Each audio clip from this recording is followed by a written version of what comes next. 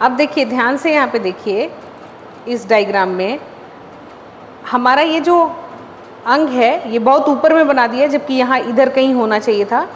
यहाँ देखिए ये है हमारा पैनक्रियास, ये जो पीले रंग का दिख रहा है आपको, ये है पैनक्रियास, ठीक है। ये ग्रंथि यहाँ मौजूद होती है। इसमें अगर सूजन हो जाए तो पैनक्रियाटिक कैंसर भी हो सकता है, और ये वर्ल्ड का तीसरा या चौथा स्थान पे है लोगों को कैंसर में, कैंसर पीड़ित जो लोग होते हैं उनको देखा जाता है पैनक्रियाटिस की समस्या। और एक बार पैनक्रियास में कुछ गड़बड़ी हो गई, बहुत मुश्किल होता है उस आदमी का सर्वाइव करना। अभी हमारे पास हेल्थ सिस्टम ऐसा कुछ भी मौजूद नहीं है जो पैनक्रियास को बहुत बचा सके। इसीलिए हमको सावधान रहना होगा कि हम तेल मसाला ज़्यादा ना खाएं। अगर आप लोग खाते हैं तो उसको कम कर दीजिए, मतलब 1 चम्मच तेल में सब्जी बनाना चाहिए, उससे ज़्यादा नहीं, ठीक है। अब देखिए, अब 1 चम्मच तेल में सब्जी कैसे बने, है ना, मज़ा नहीं आएगा। लेकिन मज़े अभी कम ले लो, लंबी आयु होगी, ठीक है। ऐसे कोशिश करना चाहिए। मनुष्य क्या 100 प्लस तक जीने के लिए बना है। रिड्यूस हो गए हम लोग कहाँ तक आ गए, 60, 66 है इंडिया का। तो ये देखिए, आपको ये भी देखना होगा, है ना। तो ये सब हमारा खान पान, जितना जितना हेल्थ सिस्टम और रिसर्च बढ़ रहा है, लोग और जल्दी जल्दी जा रहे हैं। तो थोड़ा सा बैक टू रूट्स, तेल वगैरह रिफाइन से थोड़ा बचना चाहिए और मात्रा से भी बचना चाहिए। चलिए अब देखते हैं हम लोग इस ग्रंथि के बारे में थोड़ा सा और जान लेते हैं। बाहर से ये ग्रंथि ऐसी दिख रही है, इसको बना लीजिए, पैनक्रियाटिक ग्रंथि लिखें, उसके बाद फ़ोटो बना लीजिए सिंपल जैसा पहले बनाया था। ये उधर दिखाइएगा, उधर दिखाने के बाद यहाँ ऐसे स्ट्रक्चर बना दीजिएगा। इसको लिख दीजिएगा, इसको लिख दीजिएगा उदर, इसको लिख दीजिएगा पैनक्रियाटिक ग्रंथि, ठीक है, पैनक्रियाटिक ग्रंथि। ये जो यहाँ जा रहा है ये कोई, ये पत्ते नुमा दिखता है ये, लेकिन ये जो है ये क्या है, ये जो इधर से जा रहा है ये क्या है, इसके अंदर रक्त का स्राव होता है, ठीक है। रक्त की नली होती है ये, हर तरफ हर कोशिका को जाती है ना, तो इसीलिए, ठीक है। अब चलिए, अब ये रक्त यहाँ तक जा रहा है, बोलोगे यहाँ क्यों नहीं जा रहा है। आपको पता है ये जो रक्त की जो नली है ये और पतली हो जाती है, जिसको कैपिलरीज बोलते हैं। कैपिलरीज सुना है ना। तो ये कैपिलरीज क्या होता है ना, अगर हम इतने भाग को हम बड़ा बनाएं तो देखिए आपकी ये रक्त की नली है, आसपास में ये छोटी छोटी कोशिकाएं हैं, मतलब यही भाग जो है कोशिकाएं हैं। अब यहाँ से रक्त इधर कैसे जाता होगा, सोचने वाली बात है। बोले ना कि रक्त जो है अब सारा न्यूट्रिशन लेके जा रहा है, ग्लूकोज लेके जा रहा है, तो यहाँ तो ये रुक गया, तो ये कैसे इधर न्यूट्रिशन को दे रहा है, सोचें कभी। ये जो रक्त की नली जब कैपिलरीज बनाती है तो ये जो बाउंड्री आप देख रहे हैं ना, ये एक्चुअली में ऐसा नहीं है, एक्चुअली में ऐसा है, ये कोशिकाएं हैं जो आपस में इतनी सटी हुई हैं कि कुछ भी चीज़ पार ना हो सके। ये देखिए ऐसा होता है, ये ऐसा नहीं ऐसा होता है, इसके बीच में केंद्रक भी होता है, ठीक है। ये हो गया आपका रक्त की सबसे पतली नली, वो है कैपिलरीज। इतनी छोटी होने के बावजूद जो आरबीसी मतलब रक्त होता है, रेड ब्लड सेल, वो कितना बड़ा होता है, वो इतना बड़ा हो जाता है, वो पार नहीं होगा। लेकिन बाकी जो छोटे छोटे प्रोटीन हैं या ग्लूकोज हैं, वो ये दोनों लग रहा है यहाँ पे सटा हुआ, लेकिन फिर भी इसमें थोड़ा सा गैप होता है, उसमें से वो पार हो जाती हैं और बगल वाली कोशिका के अंदर घुस जाती हैं। उस कोशिका में अंदर उसका स्राव हो जाता है। ये समझ में आया है, हम जो बोले समझ में आया संदीप कि नहीं समझ में आया? थोड़ा थोड़ा, अच्छा डायग्राम से बताना होगा, ठीक है। जो रक्त की नली, पूरे शरीर में रक्त का नली का जाला फैला हुआ है, वो हर एक कोशिकाओं को टच करता है, कोशिका सब मिलके उत्तक बनाते हैं। तो ये देखो पैनक्रियास का उत्तक सब है, ये सब में ये जो रक्त की नली जा रही है तो वो अपना जितना भी आपने ग्लूकोज पचाया है उसका स्राव उसमें कर देती है, उसमें वो भेज देती है, ठीक है। समझ में आ रही है बात? सब ब्लैंक है, चलो छोड़ो, आओ इधर आओ। ये पैनक्रियाज में ना 2 तरह की कोशिकाएं मिलती हैं। ठीक, इस अब दूसरे भाग में हम लोग आ रहे हैं। ये जो आपका पैनक्रियाज है, इसमें देखा गया है झुंड में कुछ कोशिकाएं आपस में रहती हैं। ठीक है, झुंड में जगह जगह पे।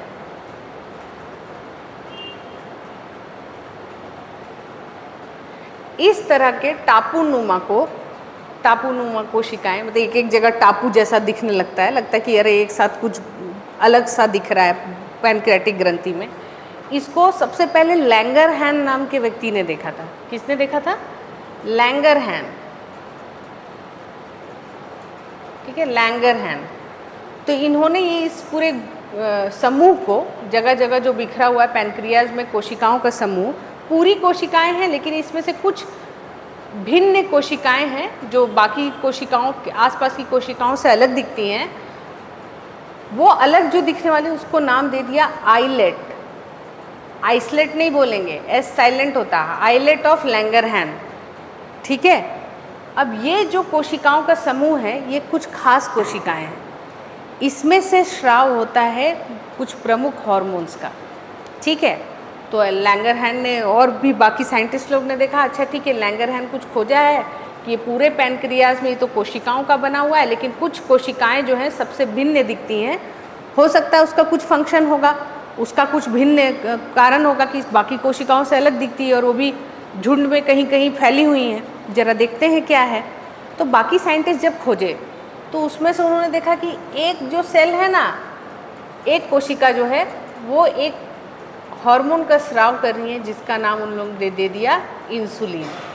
ठीक उसी के पास में एक दूसरी कोशिका है, वो ग्लूकागॉन। ग्लूकागॉन हिंदी में भी वही है, अंग्रेजी में भी यही है। इस पूरे गुच्छे में बहुत सारी कोशिकाएं हैं, उसमें से कुछ कोशिकाएं इंसुलिन का स्राव कर रही हैं और कुछ कोशिकाएं किसका स्राव कर रही हैं?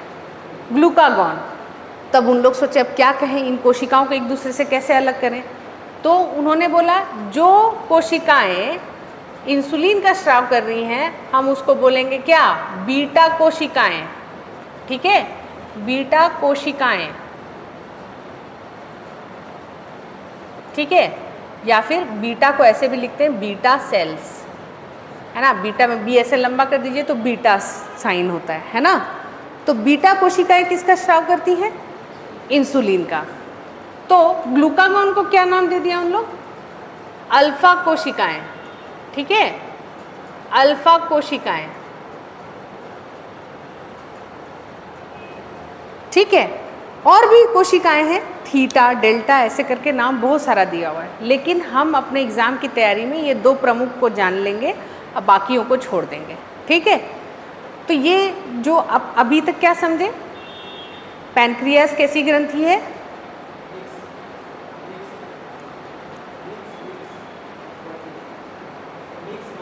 मिक्स। अच्छा, मिक्स। अच्छा, तो आप बोलेंगे ठीक है मैडम, ये गुच्छे में तो ये तो हार्मोन निकाल रहा है, इंसुलिन एक हार्मोन हो गया, ग्लूकागॉन एक हार्मोन हो गया, इसका काम भी हम लोग जानेंगे।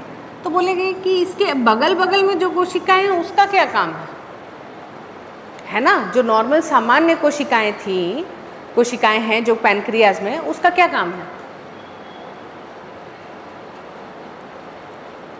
मिक्स क्यों बोलेंगे? क्या चीज़ का? क्या दोनों? मतलब क्या दोनों? क्या होता है एक्सोक्राइन और एंडोक्राइन? क्या जैसे इसमें समझाइए, कहाँ इसमें डक्टलेस है, कहाँ डक्ट है, ये बताइए। तो कैपिलरी तो सब भी ग्रंथियों में घुसा हुआ है। हाँ,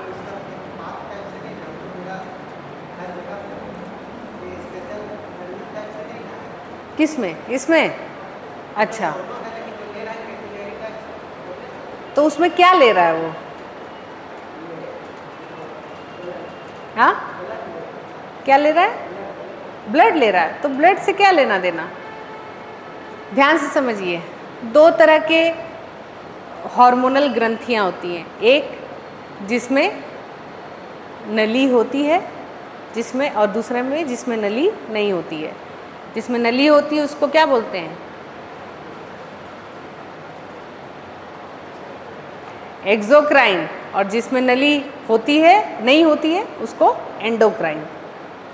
मदन थोड़ा पढ़ो और सो मत। हम आपको एक सवाल देते हैं। अच्छा, एक संदीप एक अच्छा सवाल किया। आप लोग पढ़ के नहीं आए इसीलिए दिक्कत हो रही है। संदीप पढ़ा है लेकिन कंफ्यूज हो गया है, समझा नहीं है। पढ़ लिया है लेकिन समझा नहीं है। होमवर्क है, लिखिए। पैनक्रियाटिक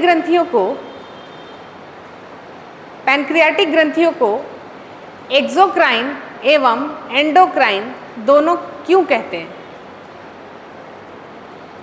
समझाएं। 10 मार्क्स लिख के लाइएगा। पैनक्रियाटिक ग्रंथियों को एक्सोक्राइन एवं एंडोक्राइन ग्रंथियां क्यों कहते हैं, समझाएं। 10 मार्क्स, ठीक है। चलिए आगे बात करते हैं।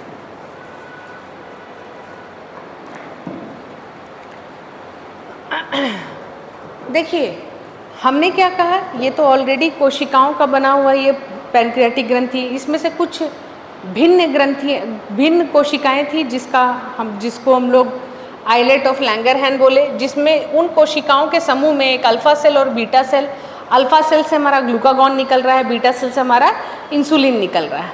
लेकिन ये दोनों के बीच में भी तो कोशिकाएं हैं, जो सामान्य कोशिकाएं हैं, उनका क्या काम है? उनमें से क्या निकलता है? एंजाइम निकलता है, ठीक है। पैनक्रियाटिक अमाइलेज है ना। क्या निकल रहा है? 2 तरह की ग्रंथियां हैं, 2 तरह की कोशिकाएं हैं। एक जो समूह में है जिसको आइलेट ऑफ लैंगरहैन बोल रहे हैं, उसमें एक अल्फा और एक बीटा सेल है, इंसुलिन और ग्लूकागॉन का स्राव कर रही है। जो बाकी ग्रंथियां हैं वो कुछ एंजाइम का स्राव करती हैं, जिसका नाम क्या है? Pancreatic amylase. पैनक्रियाटिक अमाइलेज वही जो आप दाल चावल खाते हैं, जितने भी कार्बोहाइड्रेट खाते हैं उनको पचाने में मदद करती है। कौन? Pancreatic amylase. चलिए इसको हम लोग थोड़ा अपने भाषा में लिख लेते हैं ताकि आप लोग घर जाके पढ़ें तो इसको समझ में आए। लिखिए, पैनक्रियाटिक ग्रंथियों को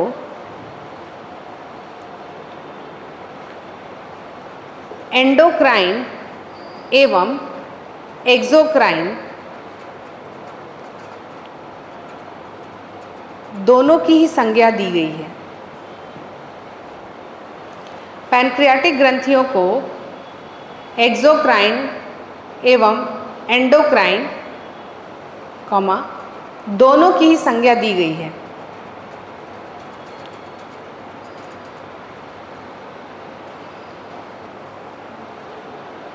पैनक्रियाटिक ग्रंथियां उदर के ठीक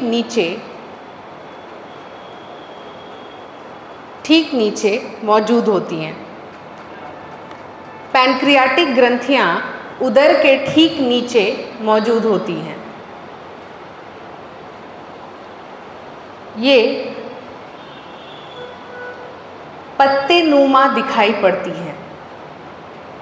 ये पत्ते नुमा दिखाई पड़ती हैं।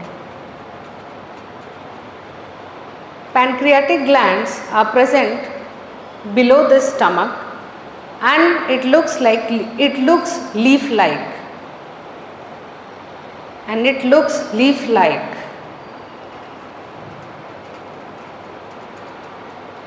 पत्ते के आकार की होती है, ऐसा लिख लीजिएगा। देख रहे हैं ना, जैसे पता नहीं इसको पत्ते जैसा दिखा किसी को, जिसने भी देखा, ठीक है। ओके, चलिए। उदर मतलब स्टमक। ये फोटो पे ना जाए, यहाँ पे देखिए, यहाँ पे स्टमक नहीं बनाया हुआ है। हर डायग्राम अलग होता है ना, और ऐसा नहीं है कोई सिंप्लीफाइड वर्जन में आपको दिखाता है, कोई आपको कॉम्प्लेक्स रूप में दिखाता है। मेडिकल में जाएंगे तो और ये कॉम्प्लेक्स रहेगा, क्योंकि पूरा हमारा जितना भी अंग है ना, इतना फैला हुआ नहीं है, सब कोंच के भरा हुआ है। एकदम बढ़िया से दबाव दे के एकदम ठूस के रखा गया अपने शरीर के अंदर, ठीक है।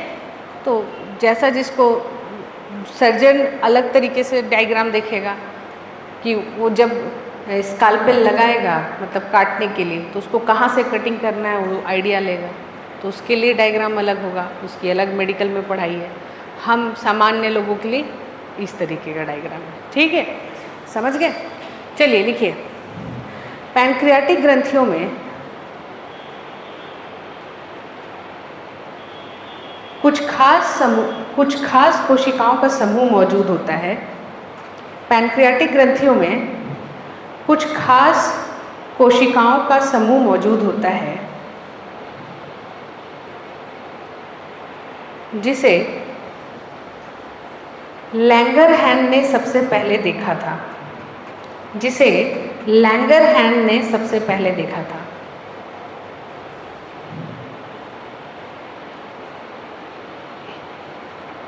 इन कोशिकीय समूह से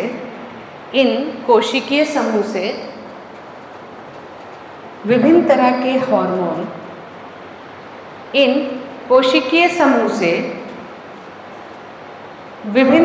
हार्मोन का स्राव होता है।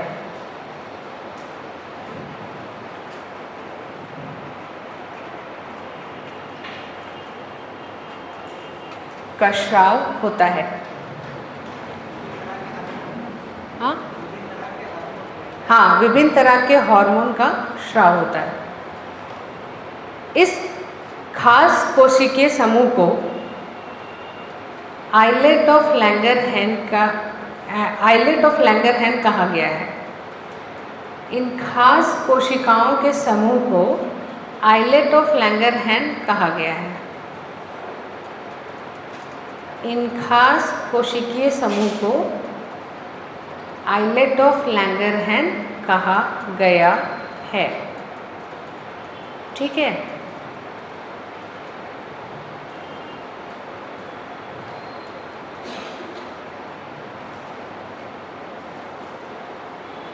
आइलेट ऑफ लैंगरहैंस में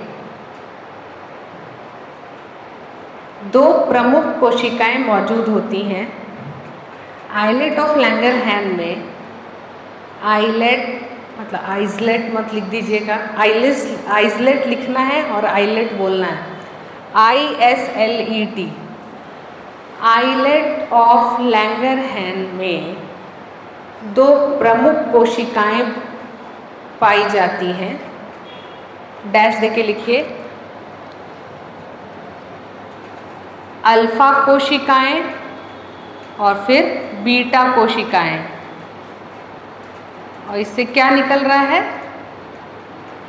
ग्लूकागॉन और इंसुलिन।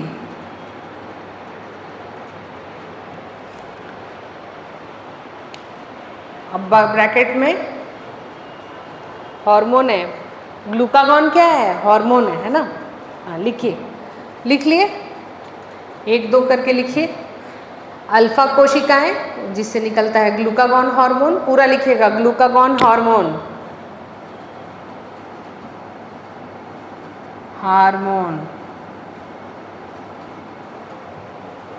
ठीक है, पहला लिखिए, अल्फा कोशिकाएं।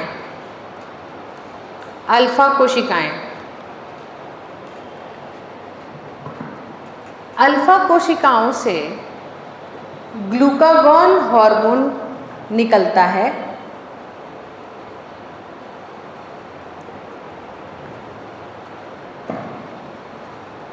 अल्फा कोशिकाओं से ग्लूकागॉन हार्मोन निकलता है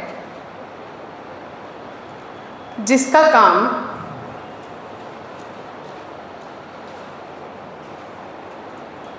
अल्फा कोशिकाओं से ग्लूकागॉन हार्मोन निकलता है जिसका काम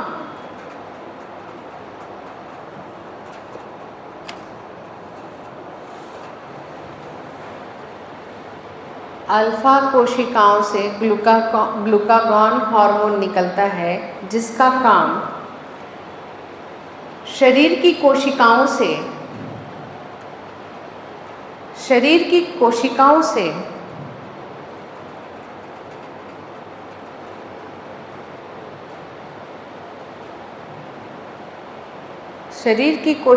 से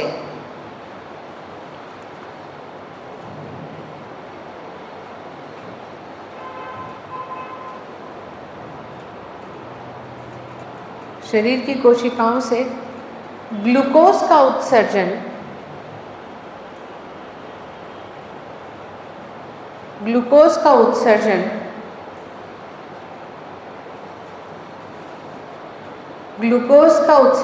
कर रक्त में देना होता है। ग्लूकोज का उत्सर्जन कर रक्त में देना होता है। ग्लूकोज का उत्सर्जन कर कोशिकाओं से ग्लूकोज का उत्सर्जन कर रक्त में देना होता है। आकर्षण लिखो। Glucagon makes the cell to produce glucose. Glucagon makes the cells to produce glucose and release into bloodstream.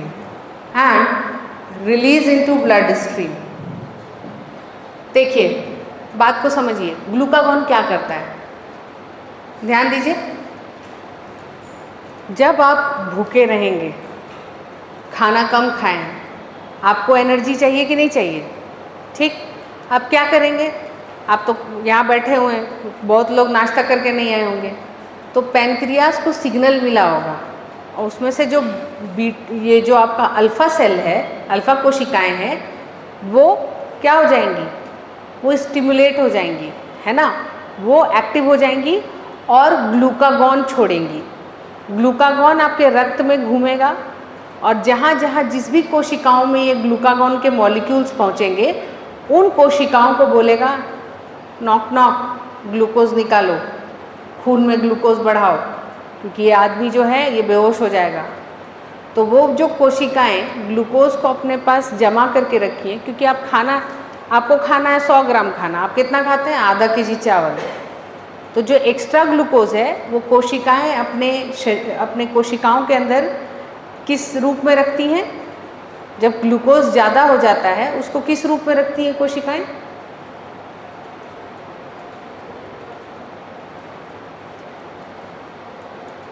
आप एक्स्ट्रा खाना खाते हैं, जो भी हम लोग खा रहे हैं, अगर 2 रोटी से ज़्यादा खा रहे हैं, अगर 250 ग्राम चावल से ज़्यादा खा रहे हैं, तो वो सब क्या है? एक्स्ट्रा खाना है। तो आपके शरीर में जब पच रहा है तो ऐसा थोड़ी कि वो पचेगा नहीं, वो तो पेट में जाएगा ही। तो पचने के बाद बहुत सारा ग्लूकोज हो जाता है। शरीर को सारे ग्लूकोज नहीं चाहिए होती है, तो बहुत सारे ग्लूकोज यूरिन के रास्ते, पेशाब के रास्ते निकल जाता है। फिर भी शरीर क्या करती है? कुछ ग्लूकोज को हर एक कोशिकाओं को बोलती है कुछ कुछ एक्स्ट्रा रख लो, ज़रूरत पड़ने पर काम आएगा। तो ग्लूकोज को कैसे रखता है कोशिका अपने अंदर? हाँ, अभी हम बोलेंगे तो सब लोग, हाँ, ग्लाइकोजन। जब ग्लूकोज आपस में, ग्लूकोज तो एक सिंगल मॉलिक्यूल है। ग्लूकोज कैसा दिखता है? ऐसा दिखता है, ऐसा सिंपल कोशिका, मतलब ये सब ग्लूकोज मॉलिक्यूल है, ठीक है। तो अब ये कोशिका के अंदर क्या होता है? कोशिका ये केंद्रक है। ग्लूकोज क्या करती है? अपने अंदर जितने भी ग्लूकोज है ना, सबको एक जगह जमा कर लेती है, कड़ी बना के। ये पहला ग्लूकोज को जोड़ दी यहाँ, ग्लूकोज और भी मान लीजिए 10 ग्लूकोज है, तो सबको बांध के अपने पास रख लेती है, ठीक है, बांध के रख ली। तो ऐसे बिखरा हुआ नहीं रहा है, एक जगह क्या हो गया? ग्लूकोज जम के रह गया कोशिका के अंदर, ठीक है। इसी स्ट्रक्चर को हम ग्लाइकोजन बोलते हैं। क्या बोलते हैं? ग्लाइकोजन। मतलब ग्लूकोज जब ज़्यादा हो जाता है तो सभी कोशिकाएं ग्लूकोज की कड़ियाँ बनाकर अपने अंदर रख लेती हैं, जिसको हम ग्लाइकोजन बोलते हैं। ग्लूकागॉन क्या करता है? इन कोशिकाओं को बोलता है, ए भाई तुम्हारे पास ग्लूकोज है तो दो। तो बोलती है ठीक है। तो यहाँ से अगर मान लो तुमको सिर्फ 3 ग्लूकोज का ज़रूरत है, तो यहाँ तोड़ेगा, यहाँ तोड़ेगा, यहाँ तोड़ेगा। ये 3 ग्लूकोज क्या हो गया? रक्त के प्रवाह में फिर घूमने लगा, तो हमारा बॉडी में बाकी यहाँ सब एक साथ नहीं रिलीज़ करता है। समझ रहे हो ना? बात को समझ में आया है? हर एक कोशिकाएं, पूरे शरीर में कितनी ट्रिलियन मतलब अरबों खरबों कोशिकाएं हैं, सभी कोशिका के अंदर ग्लूकोज मॉलिक्यूल ग्लाइकोजन में स्टोर्ड है। जनरली हमारा ग्लूकोज जो है मसल्स में ज़्यादा स्टोर होता है, ठीक है। जिसके पास ज़्यादा मसल, उसके उस मसल में ज़्यादा ग्लाइकोजन, ज़्यादा एनर्जी, ठीक है। तो कहने का बाकी कोशिकाओं में भी रहता है। अब ये जो ग्लूकागॉन है ना, ये रक्त, ये पैनक्रियास से निकला, क्योंकि वो कोशिका को नहीं पता है कि हमको ग्लूकोज कब रिलीज़ करना है। तो ये ग्लूकागॉन रक्त के प्रवाह के थ्रू सभी कोशिकाओं में जाएगा और सबको बोलेगा कि भाई ये आदमी मर रहा है या भूखे है, थोड़ा सा ग्लूकोज दो नहीं तो बेहोश हो जाएगा। तो फिर सभी कोशिकाएं थोड़ा थोड़ा ग्लूकोज रक्त में छोड़ देती हैं। वो आदमी फिर हाँ ठीक है, आराम लगता है उसको, क्योंकि वो ग्लूकोज है, अब उसको तोड़ेगा, एनर्जी मिलेगा। समझ में आया है? ये बात समझ में आई है? कितने को ये बात समझ में आ गई? एक्सप्लेन करो मदन।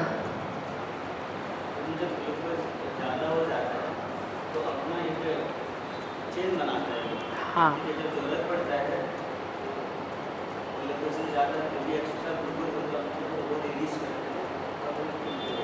हाँ, तो ये जनरली जब आप फास्टिंग करते हैं, रमदान है, चाहे कोई भी हम लोग कर्मा में फास्टिंग करते हैं, बाकी टाइम में फास्टिंग करते हैं, तो उस टाइम क्या होता है, फास्टिंग देखिएगा हमारे कल्चर का रूप ही है, कोई भी सभ्यता ले लीजिए। तो ये फास्टिंग के टाइम आप क्या कर रहे हैं, ग्लूकागॉन निकलवा रहे हैं। ग्लूकागॉन जा रहा है रक्त से, सभी कोशिकाओं में एक्स्ट्रा ग्लूकोज बाहर आओ, है ना। तो देखा गया है कि फास्टिंग रखने से फ़ायदा होता है। सप्ताह में एक बार फास्टिंग जरूर करना चाहिए। देखिए आप कोई भी दर्द उठाइए, उसमें ये दिया हुआ है, एक ना एक दिन सब लोग फास्ट करता है, लेकिन हम लोग नहीं प्रैक्टिस करते, हम खुद नहीं करते हैं। कि ये सब बहुत सारा चीज़ है, ये सब इसको एक्टिव करने के लिए, ये ग्रंथियों को, ठीक है। अब देखिए आपको हम बता रहे हैं, एक ही जगह पे इन लोग रह रहा है, देख रहे हो। अल्फा कोशिकाएं क्या कर रही हैं, ग्लूकोज, कोशिकाओं से ग्लूकोज निकलवा के रक्त प्रवाह में डलवा रही है। इसी के बगल में बीटा कोशिकाएं हैं, जानते हो ये क्या करेगी, ठीक इसका उल्टा, ठीक उल्टा काम है इसका। जब ज़्यादा खाना खा लियो तो रक्त में क्या होगा, ग्लूकोज खूब सारा होगा, ठीक है। अब उसको कोशिकाओं के अंदर ठेलने का काम कौन करेगा, इंसुलिन। समझे, जब भी आप खाना खाते हो, जैसे ही खाना खाए, जैसे ही पेट में खाना गया, शरीर का जो ये पैनक्रियाज है और उसका ये जो बीटा सेल है, बस वो ही एक्टिव हो जाएगा और इंसुलिन छोड़ेगा। इंसुलिन एकदम हेडमास्टर की तरह रक्त प्रवाह में घूमेगा और जितने भी ग्लूकोज हैं सबको बोलेगा ये ग्लूकोज, सब कोशिकाओं के अंदर जाओ, गो टू योर रूम्स, सभी कोशिकाओं के अंदर उन सभी ग्लूकोज को भेज देगा। अब कोशिका में जैसे ही खूब सारा ग्लूकोज पहुंचा, उसकी कड़ियाँ चेन बना के वो ग्लाइकोजन के रूप में रख लेगा। फिर इंसुलिन बोलेगा हाँ अब ठीक है, ये आदमी में ज़्यादा ही चीनी हो गया था, तुझसे बड़े स्वीट हो, उतना स्वीट नहीं होना है, ठीक है ना। तो कितना स्वीट होना है, देखिए शरीर को पता चल जाता है, चीनी अगर ज़्यादा हो गया तो इंसुलिन छोड़ देगा, चीनी अगर कम हो गया तो किसको छोड़ेगा, ग्लूकागॉन। कहाँ से छोड़ रहे हैं, इसी पैनक्रियास से। अब आप सोचिए आपके शरीर में कितना ग्लूकोज होना चाहिए, ये समझ लीजिए अभी, है ना। कितना ग्लूकोज होना चाहिए, ग्लूकोज की मात्रा बताइए भाई, डायबिटीज़ पे आ रहे हैं हम लोग। कितना होना चाहिए, 80 से 100 क्या, जूता चप्पल, सेंटीमीटर, किलोमीटर, हाँ बस, हाँ MMS, ये क्या है, HG, MMHG, मरकरी, प्रेशर, अरे बाप रे बाप, मिलीग्राम, अरे बाप, तो कितना मिलीग्राम, कितना पानी में, मतलब कितना खून में,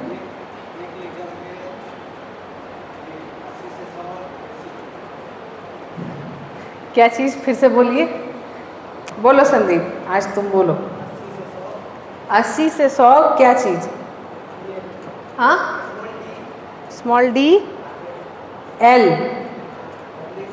ऑब्लिक एक L।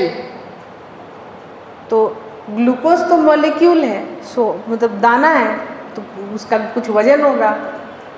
तो यहाँ पे आप गलत है, यहाँ मिलीग्राम होगा, ग्राम या मिलीग्राम होना चाहिए, चाहे केजी कर लो। कितना, 1 लीटर में। चलिए आज हम आपको ठीक से बता रहे हैं, ये हर एक आदमी को मालूम होना चाहिए, क्योंकि देखिए हम लोग, भारत जो है डायबिटिक कैपिटल हो चुका है।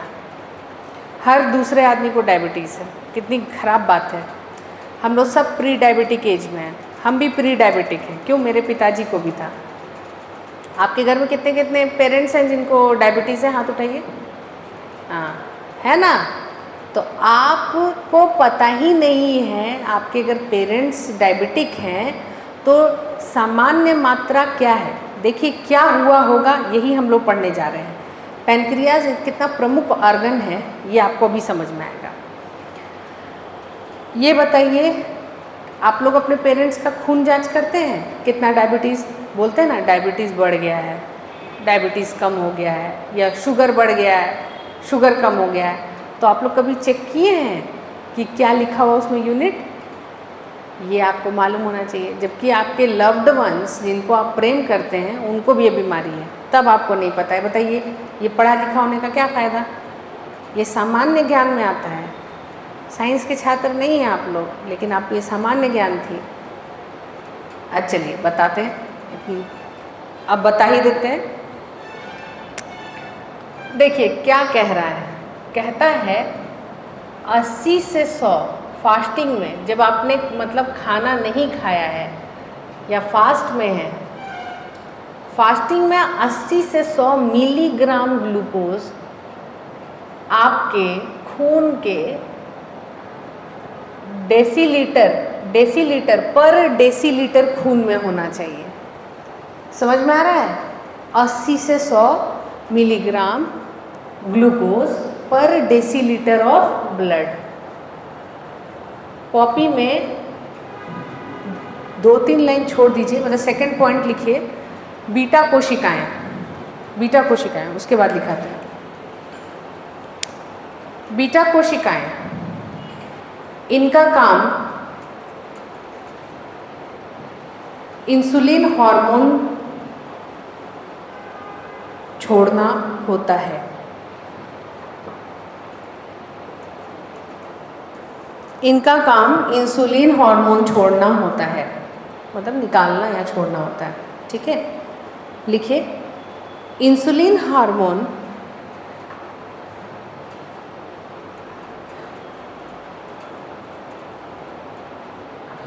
रक्त प्रवाह में बहकर, इंसुलिन हार्मोन रक्त प्रवाह में बहकर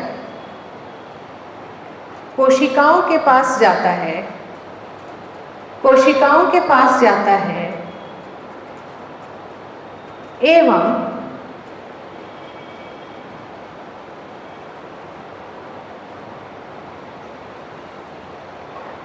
रक्त में बह रहे ग्लूकोज को, रक्त में बह रहे ग्लूकोज को,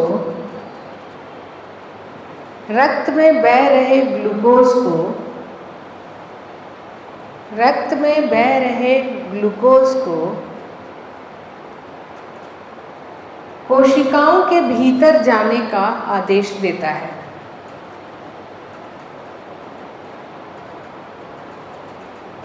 कोशिकाओं के भीतर जाने का आदेश देता है। रक्त में बह रहे ग्लूकोज को कोशिकाओं के भीतर जाने का आदेश देता है। हार्मोन क्या है? एक संदेशवाहक है ना। हार्मोन क्या है? संदेशवाहक है।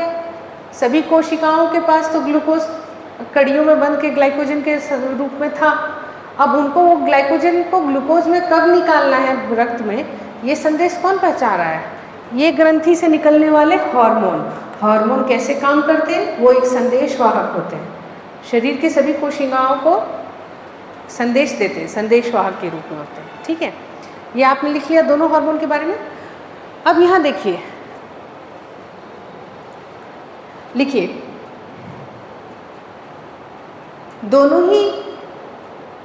दोनों ही अल्फा बीटा कोशिकाएं मिल करके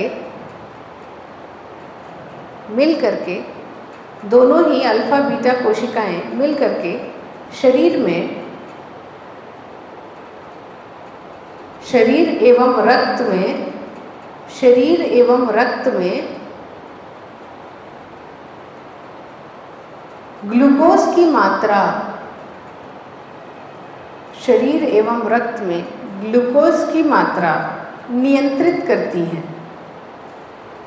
both alpha and beta cell together control the amount of glucose.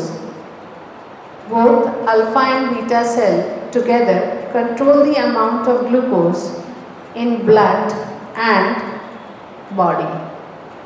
In blood and body. Okay? हो गया? ठीक है? इन कोशिकाओं में क्षति होने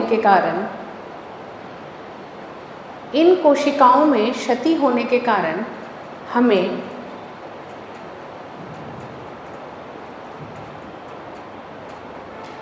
विभिन्न तरह के रोग हो जाते हैं, जैसे कि चीनी रोग, डायबिटीज़। इन्हीं कोशिकाओं के क्षति होने के कारण हमें विभिन्न तरह के रोग हो जाते हैं, जैसे कि चीनी रोग यानी डायबिटीज़। चीनी रोग यानी डायबिटीज़। ठीक है, ये बैकलॉग में पूछा गया था। कौन कौन दिए थे बैकलॉग? हरीश आप दिए थे?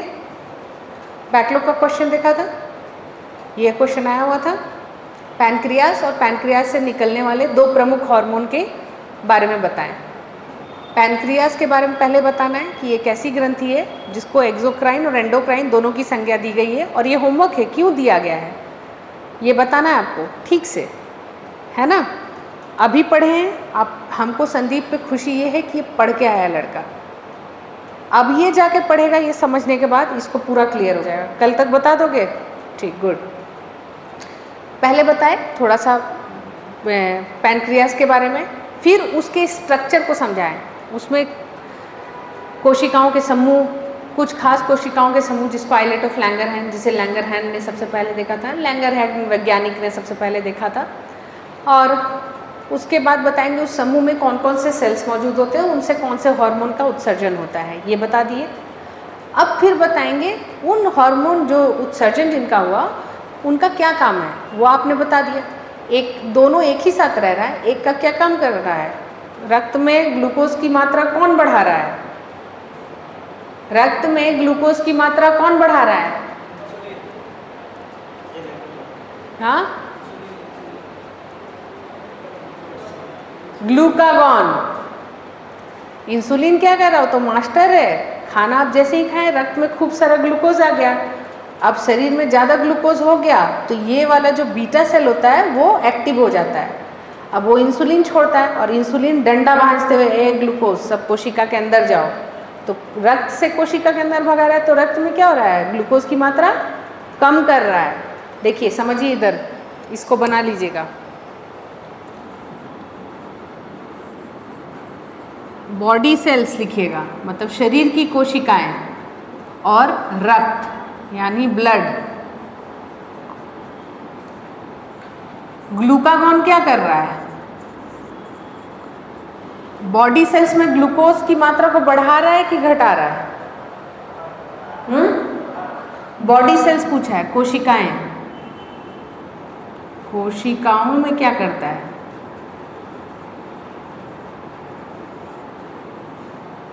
ग्लूकागॉन पहला है, कोशिकाओं में क्या कर रहा है?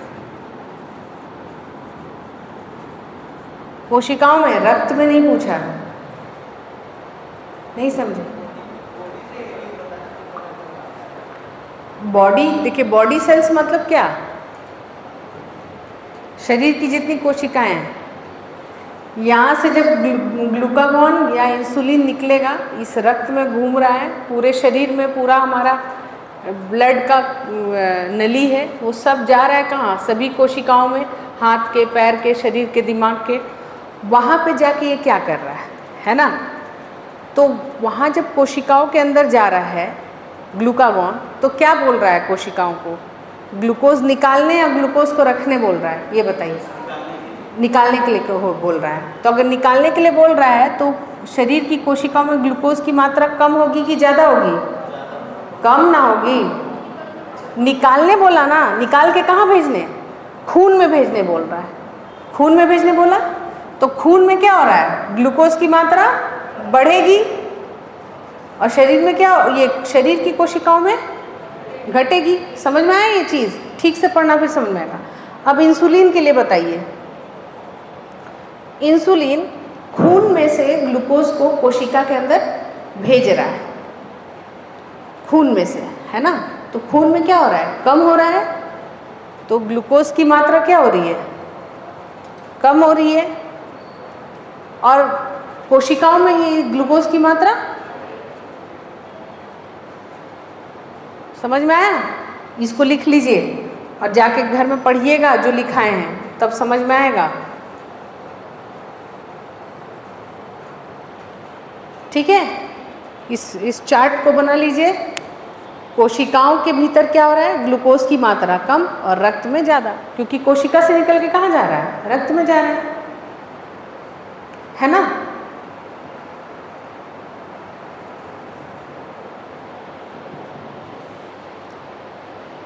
बना लिए?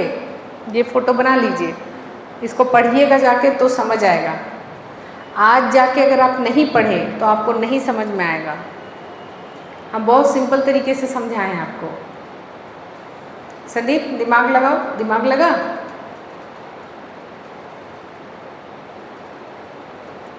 क्या दिक्कत आ रहा है बताओ? दिक्कत क्या आ रहा है? बोलो बोलो बोलो। अरे पूछोगे नहीं तो बताएंगे कैसे? हम इरिटेट नहीं होंगे। तुम 50 बार पूछोगे, हम 50 बार समझाएंगे। फिर से बताएं? चलो हम थोड़ा डायग्राम से समझाते हैं, रुको कोशिश करते हैं।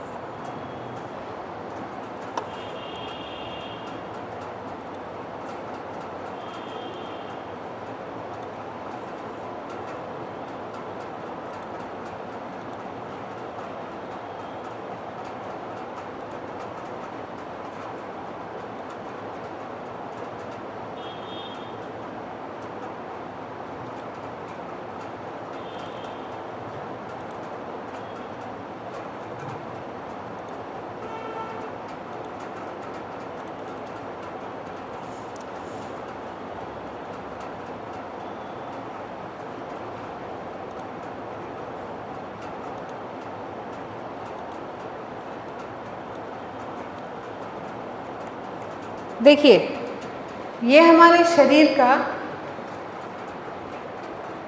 रक्त का जाला है, ठीक है।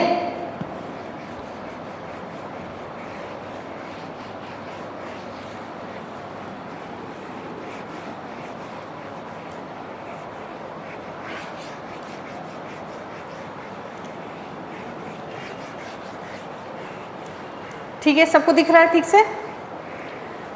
देखिए हमारे शरीर में ये सारे रक्त की नलियां हैं।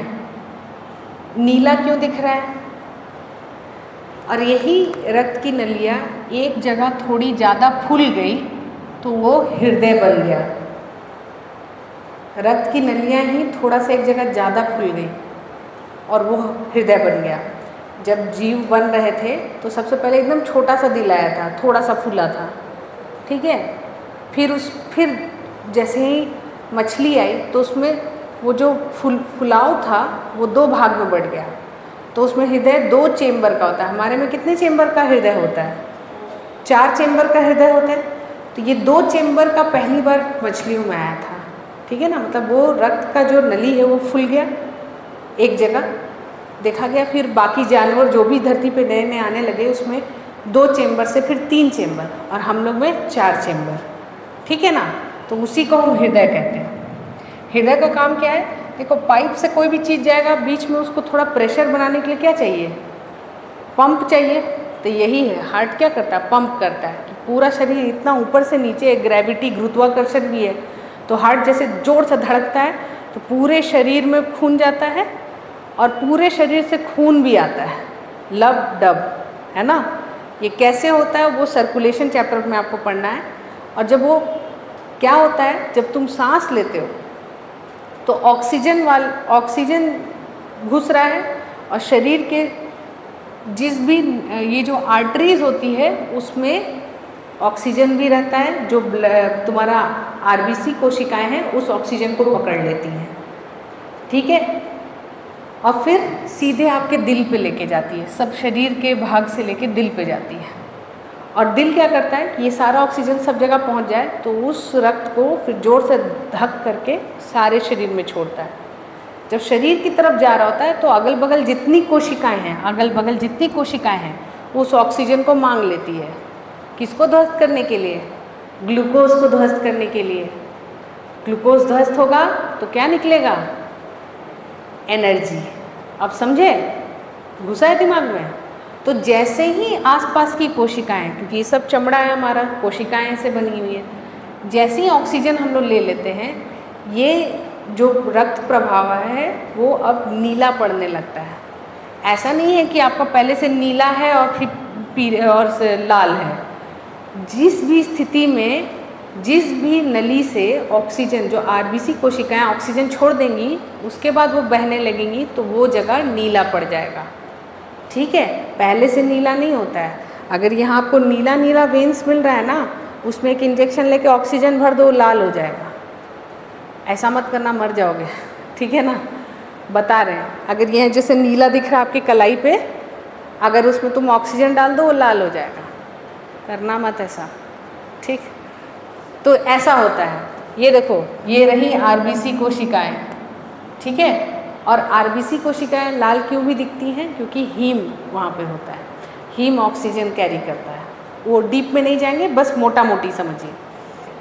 अब ये सभी अंगों के अंदर घुस के भी जाएंगी। मान ली मोटी पाइप है, वो सब छोटे छोटे ऑर्गन में तो नहीं जा पाएगी, तो उस पाइप को थोड़ा पतला पतला भाग में भी होना पड़ता है ताकि वो उसके अंदर जा सके। उसी को हम लोग बोलते हैं कैपिलरी, ठीक है। अब कैपिलरी देखिए कैसा होता है।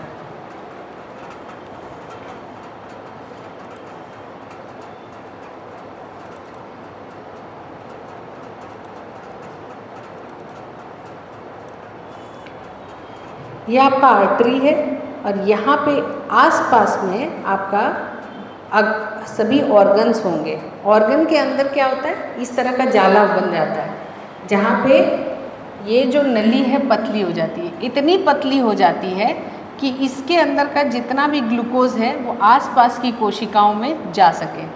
जैसे ही वो चला जाता है फिर ये रक्त जो है और ऑक्सीजन भी चला जाता है तो ये नीला पड़ने लगता है। देखिए हल्का हल्का कलर धूमिल होता गया, फिर पूरा नीला होने लगा, ठीक है। ये जो चीज़ है हर एक कोशिकाओं के अंदर मौजूद होती है, समझ गए। उसी तरह हर एक कोशिकाओं हर एक अंग को खाना पहुंचता है। समझ में आया है? समझ में आया? किडनी, एक एग्जाम्पल दिखा रहे हैं आपको, किडनी के अंदर कैसे पहुंच रहा है।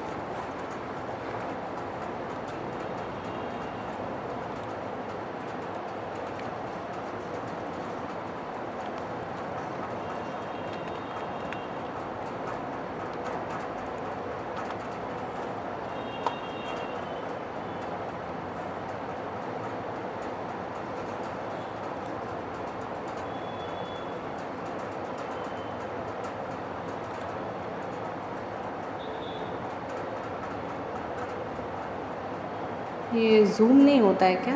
यहीं से बड़ा नहीं कर सकते हैं?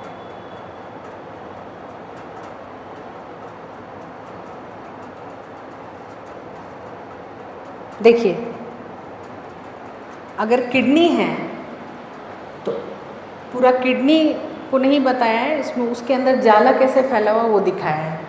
तो देख रहे हैं ये पतला पतला पूरा अंदर तक भरा हुआ है, समझ रहे हैं? समझ में आ रहा है? अब ये जब पतला पतला पहुंचा तो जो भी आप रक्त में ग्लूकोज और ये सब खाए पिए हैं वो सब आसपास के जो उत्तक या कोशिकाएं हैं उसके कोशिकाओं के अंदर वो न्यूट्रिशन पहुंच जाता है। ग्लूकोज है, प्रोटीन है, बाकी चीज़ें हैं। समझ में आया? अभी मदन कुछ समझ में आया? समझ रहे ना? बस इतना समझिए, ठीक है। अब फिर से आपको बता रहे हैं, जैसे ही आपके पैनक्रियास से ग्लूकागॉन निकला, ग्लूकागॉन इसी पूरे रक्त के जालों से पहुंच गया सभी कोशिकाओं में, सभी अंगों में पहुंच गया। ग्लूकागॉन क्या करेगा, हर एक कोशिकाओं, जिस भी कोशिका के अंदर जाएगा उसको क्या बोलेगा, ग्लूकोज को रक्त में रिलीज करो। ग्लूकोज रक्त में आ जाएगा तो आपका ब्लड शुगर लेवल नॉर्मल हो जाएगा, है ना, समझ में आया। अब इंसुलिन होगा तो इंसुलिन क्या करेगा, हर कोशिकाओं में ग्लूकोज को रक्त से बोलेगा जाओ घुसो, अंदर घुसो सब लोग। अब समझ में आया। अब ये देखिए नियंत्रण हमारे शरीर में होते रह रहा है। ग्लूकोज का नियंत्रण कैसे हो रहा है, ज़्यादा हो रहा है तो ग्लूकागॉन इंसुलिन सबको भेज रहा है रक्त के अंदर, और अगर कम हो रहा है तो ग्लूकागॉन बोल रहा है कोशिका में जो ऑलरेडी ग्लूकोज है उसको बोल रहा है निकलो रक्त के अंदर, ठीक है। इसी तरह हमारे जो ये शरीर का जो नेटवर्क, ये जो हम स्टार्टिंग में दिखा है ब्लड वेसल, उसमें एनी टाइम आप देखिएगा जो प्रवाह हो रहा है ग्लूकोज का वो सामान्य है। कितना है, तो अगर आप फास्टिंग में हैं तो 80 से 100 मिलीग्राम पर डेसीलीटर खून में। तो कहाँ से निकालता है आपका खून टेस्टिंग के लिए, कहीं से भी इसे पिंच मार के ही निकाल लेते हैं। खून को देखा जाता है कि खून तो बह रहा है ना, खून कहीं भी है तो उसमें कितना होना चाहिए, 80 से 100 मिलीग्राम पर डेसीलीटर। और अगर आप खाना खा लिए हैं तो खाना खाने के तुरंत बाद चेक नहीं करता है डॉक्टर, भोजन के 1.5-2 घंटे उपरांत। क्यों, जो इंसुलिन है या ग्लूकागॉन है उसको काम करने के लिए 1.5-2 घंटा चाहिए। हमेशा देखिएगा जांच जो होता है आधा 1 घंटा बाद जांच करिए, 2 घंटा बाद जांच करिए बोला जाता है, तो वो हो जाता है आफ्टर मील। तो आफ्टर मील आपका कितना होना चाहिए, आफ्टर मील आपके शरीर में ग्लूकोज कितना होना चाहिए, शरीर नहीं आपके खून में कितना होना चाहिए, मतलब कि ये एनी टाइम ये जो खून बह रहा है उसके अंदर कितना होना चाहिए, है ना। तो वो होना चाहिए 200 लगभग 180 मिलीग्राम पर डेसीलीटर, ठीक है। थोड़ा हम आपको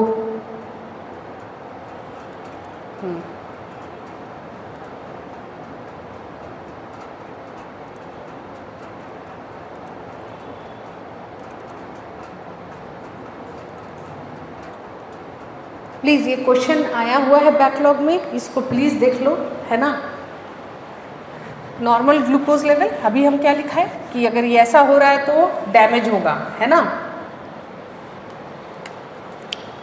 तो फास्टिंग में आप लोगों ने लिख लिया था, लिखिए आफ्टर मील भोजन उपरांत, आफ्टर मील भोजन उपरांत, भोजन कितना होना चाहिए, 180 से 200 मिलीग्राम पर डेसीलीटर।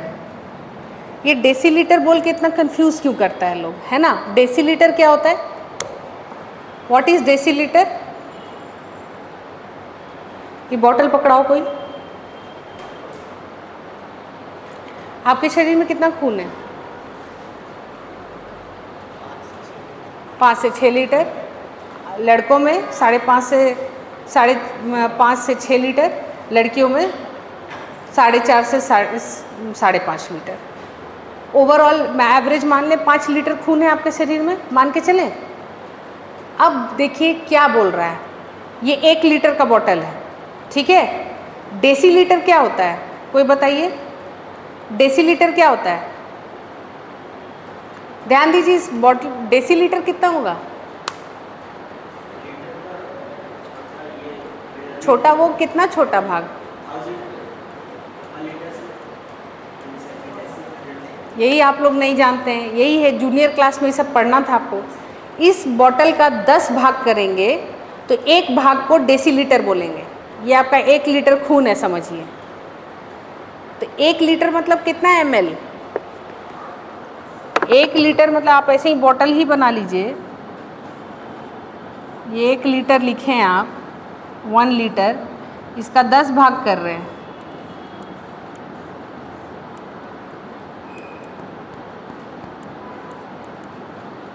ठीक है। 1 लीटर मतलब कितना ml, 1000 ml, तो 1000 ml का 1 भाग क्या हो जाएगा, 10 भाग कर रहे हैं 100 ml, तो बोला जाए ये 1 इसका कितना हो गया 100 ml। तो यहाँ डेसीलीटर कह रहा है तो हम इसको डेसीलीटर की जगह हम क्या 100 ml लिख सकते हैं, लिख सकते हैं ना जी 100 ml। अब मान लीजिए हम क्या कर रहे हैं फास्टिंग में, आप यहाँ देखिए फास्टिंग में हमको बोल रहा है कितना 80 से 100 मिलीग्राम बोला है जी, मिलीग्राम ग्लूकोज, जो ग्लूकॉन डी एक चम्मच में कितना मिलीग्राम हो जाएगा, एक चम्मच में कितना मिलीग्राम हो जाएगा 5 ग्राम हो जाएगा, और मिलीग्राम बोल रहा है। तो 80 से 100 की जगह चलो हम सिर्फ 100 मान के चल रहे हैं ना, कैलकुलेशन में आसान। तो 100 मिलीग्राम कितना में होना चाहिए 100 मिलीलीटर में होना चाहिए कि नहीं होना चाहिए। अब दोनों में एक एक जीरो बढ़ा दो, 1000 मिलीग्राम इन 1000 ml, ठीक है। 1000 मिलीग्राम मतलब सही है ना, अगर 100 मिलीग्राम में 100 ml में 100 मिलीग्राम होगा तो 1000 ml में कितना होगा 1000 मिलीग्राम। मिलीग्राम को ग्राम में चेंज कर दो, ये 1000 मिलीग्राम को ग्राम में कितना लिखेंगे, कितना लिखेंगे मिलीग्राम। 1000 मिलीग्राम बराबर कितना ग्राम, कौन बोला 1 ग्राम, हाँ ठीक बोली, ठीक तो बोले। तो 1 ग्राम और 1000 ml मतलब लीटर में कितना 1 लीटर, मतलब तुम्हारा एक बोतल खून में कितना ग्राम चीनी होना चाहिए 1 ग्राम चीनी होना चाहिए। तुम्हारे शरीर में कितना खून है 5 लीटर, तो 5 लीटर में कितना होना चाहिए 5 ग्राम खून, 5 ग्राम चीनी बहना चाहिए। 5 ग्राम कितना होता है पता है, वो जो छोटा वाला पैकेट चीनी का नहीं आता है जो डिप चाय में देता है, चाहे होटल में रहता है, कैफ़े कॉफ़ी डे में गए होगे तो देखे होगे तुम लोग, छोटा सा पैकेट होता है, मेरे बैग में भी होगा, वो 5 ग्राम का होता है। बस उतना चीनी आपके खून में बहना चाहिए जब आप फास्टिंग में हैं। आप 5 लीटर खून मान के चलिए एवरेज, तो उतना इतना छोटा पैकेट चीनी होना चाहिए। पूरा दिन में कितना चीनी खाते हैं, समझे डायबिटीज़ इंडिया में क्यों है, ना के बराबर खाना है।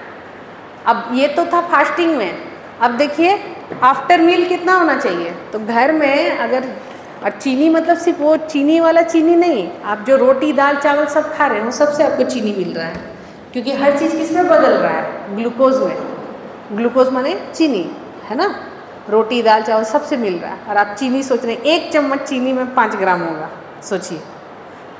अब देखिए आफ्टर मील में कितना होना चाहिए 180 से 200, कैलकुलेशन के लिए हम 200 ले लेते हैं, 200 मिलीग्राम। तो 100 की जगह 200 मिलीग्राम आपका पर 100 ml होना चाहिए, इसी के हिसाब से कैलकुलेशन करिए। तो आएगा क्या, मतलब जस्ट डबल हो जाएगा। 10 ग्राम चीनी आपके शरीर में नहीं, आपके खून में बहना चाहिए खाना खाने के उपरांत। अब कभी भूलोगे, जैसे लिखना है लिख लो इसको।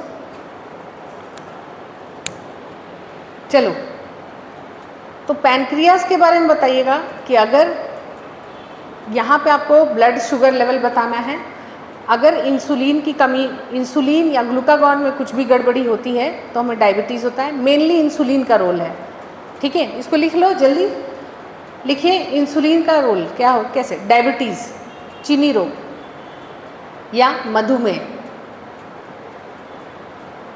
इसको जैसे लिखना है लिख लो।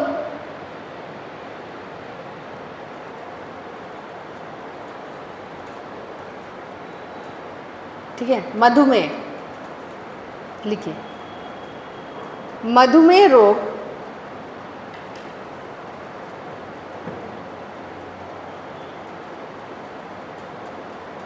रक्त में चीनी का अनियंत्रण हो जाने पे, मधुमेह रोग रक्त में चीनी की मात्रा, रक्त में चीनी की मात्रा अनियंत्रित होने पे होती है।